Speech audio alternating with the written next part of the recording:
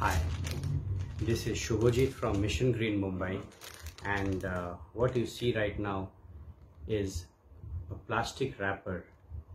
This is one of the greatest invention of mankind, but we have made it a villain because we do not know how to reuse it. Unfortunately, आज अगर हम घर में chips लाते हैं या biscuit का packet लाते हैं, biscuit यानी या नूडल्स लाते हैं या चॉकलेट खाते हैं, ये रैपर जो उससे बचता है हम उसको डस्टबिन में डाल देते हैं। हमें लगता है कि ये डस्ट है, हमें लगता है ये कूड़ा है, बट ये हमारा सोच बदलने की ज़रूरत है क्योंकि ये भी एक प्लास्टिक है। ये जो हम डस्टबिन में डाल देते हैं या कहीं भी फेंक देते हैं, ये हवा से उड़ के हो या किसी भी कारण से गंदा हो जाता है।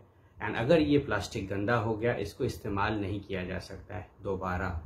अनफॉर्चुनेटली आज के समय ये जो रैपर्स होते हैं ये या तो लैंडफिल में चले जाते हैं, कहीं कहीं आग लगा दिए जाते हैं, कभी कभी नदियों में चले जाते हैं और समुद्र में जाते हैं। और हम सब अच्छी तरह जानते हैं कि इसके कारण किस तरीके के हमें बीमारियां हो रही हैं, पोल्यूशन फैल रहा है, चाहे एयर की बात करूं या वाटर पोल्यूशन की बात करूं, ऐसे बहुत सारे समस्याएं हैं।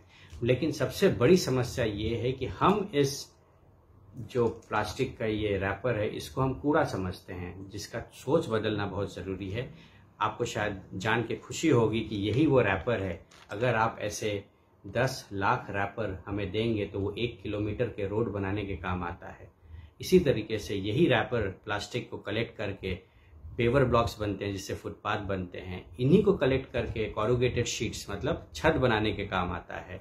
टॉयलेट स्वच्छ भारत अभियान के अंतर्गत इसी से टॉयलेट्स बनाए जाते हैं, ट्रेन में इस्तेमाल होते हैं, केबिन्स बनते हैं, स्कूल्स बनते हैं, हॉस्पिटल्स भी बनते हैं।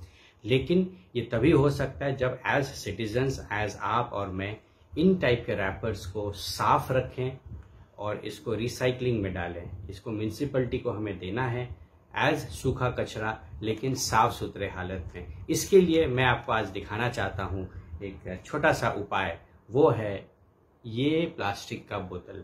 हम ये क्या कर रहे हैं, सबको यही रिक्वेस्ट कर रहे हैं कि ये जो रैपर है आपके पास, ये आप फेंकिए मत, ये आप सिंपल तरीके से इस बोतल में डाल दीजिए। आपको बस घर में ही इस टाइप के बोतल आपको मिल जाएंगे, चाहे कोल्ड ड्रिंक का बोतल हो या पानी पीने का बोतल हो। इसको पेट बॉटल कहते हैं। आपको बस ये खोलना है इसका ढक्कन और इसको छोटे टुकड़े करके इसको अंदर डाल देने हैं और जितना हो सके डंडी से इसको पुश करके टाइट करके बनाने हैं, ताकि जितना हो सके प्लास्टिक इस रैपर के अंदर, इस पर्टिकुलर बोतल के अंदर बंद हो जाए।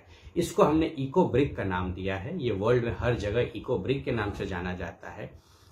इसमें एक बहुत बड़ा फायदा है कि जैसे पिछले लगभग 1 महीने का मेरा प्लास्टिक जो भी है ये सब इसी में बंद है। ये सूखा रहता है, ये गंदा नहीं होता, और जब ये भर जाएगा मैं ये कबाड़ी वाले को दे दूंगा या रिसाइकलर को दे दूंगा या म्यूनिसिपैलिटी को दे दूंगा। उनको सेग्रीगेट करना बहुत आसान हो जाता है। वो एक जगह इसको रखते हैं और वो अपने सर्टिफाइड एनजीओज को ये रिसाइकलिंग के लिए दे देते हैं।